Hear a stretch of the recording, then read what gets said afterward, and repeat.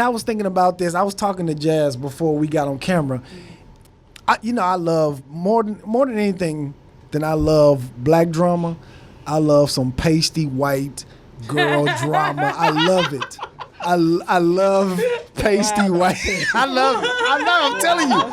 Nothing more excites me than watching white people fight each other. I love that shit. You are so stupid. So this is what I want to talk about.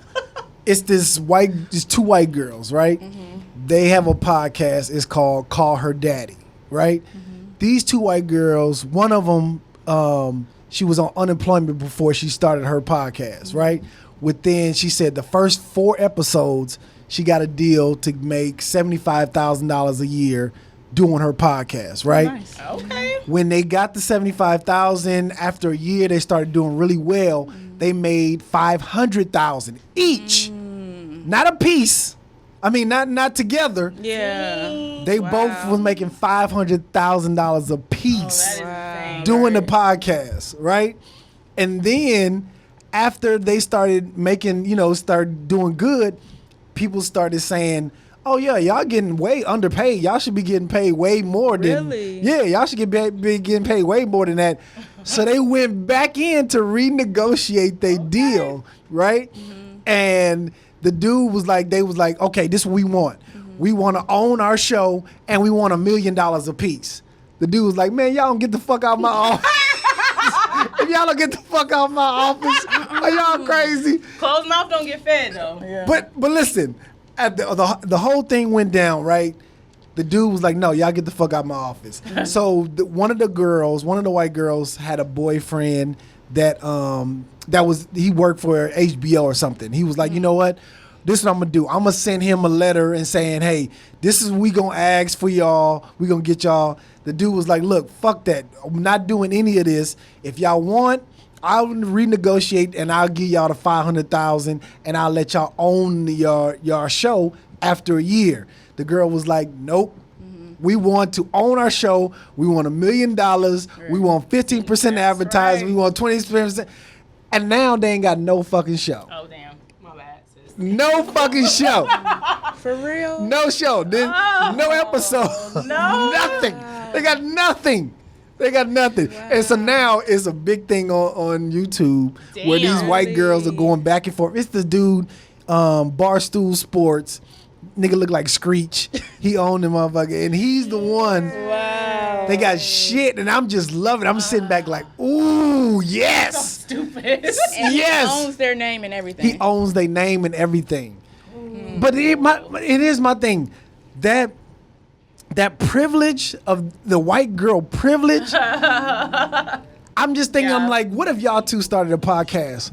Would y'all go back in and ask to renegotiate after he said, you know what, I'll give each of y'all $500,000 to do a podcast? After a year of them doing it, right? Yep. The first deal he gave them is $75,000 a year, and it was for 3 years the contract. Mama, we good. Mama, we good. I mean, first of all, unless like after, some years and you really going over the top on your success level, then I might go back and check back in and be like, hey, look. Now, within the first year, though, they went back in and renegotiated. No, I mean, maybe that's. But also, what were their numbers looking like as far as their audience and all? It was of doing that? good. Okay. Yeah, they was doing good. That's why That's why when they went in and renegotiated, he was like, yeah, I give y'all $500,000 each for episode. Right. So my thing is, whoever else he's managing or whatnot, the person them who they're making $1 million per person, whatever, that group who's doing that podcast. Did he think that those girls could attain that type of audience?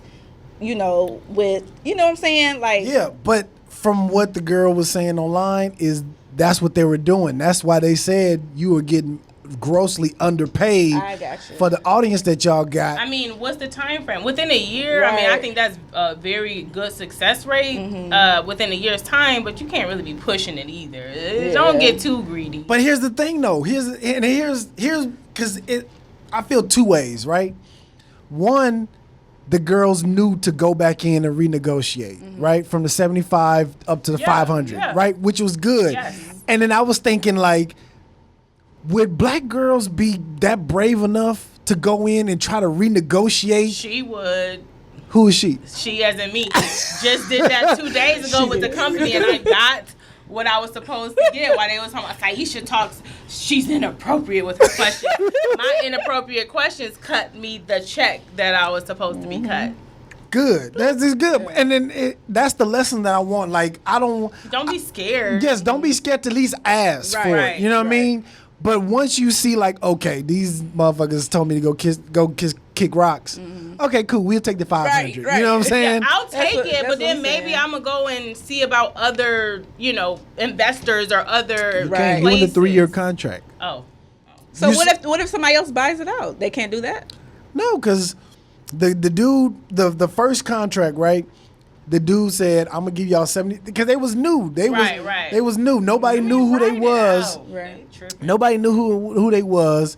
He signed their contract. They got $75,000 a year. Nobody didn't even know who you are. Right. You know what I mean? Right. Yeah. But then once you get on my network, now you blow up. But I own your show. Right. Yeah. Me as a company, I own y'all show, but y'all show blow up. Yeah. And now you want to ask me for $1 million. Yeah. Mm-hmm. And you want to own your show back. Yeah, I mean that's a bit excessive. I mean, I don't. Maybe think they should have did either or. So either you want the $1 million, or do you want to own your show?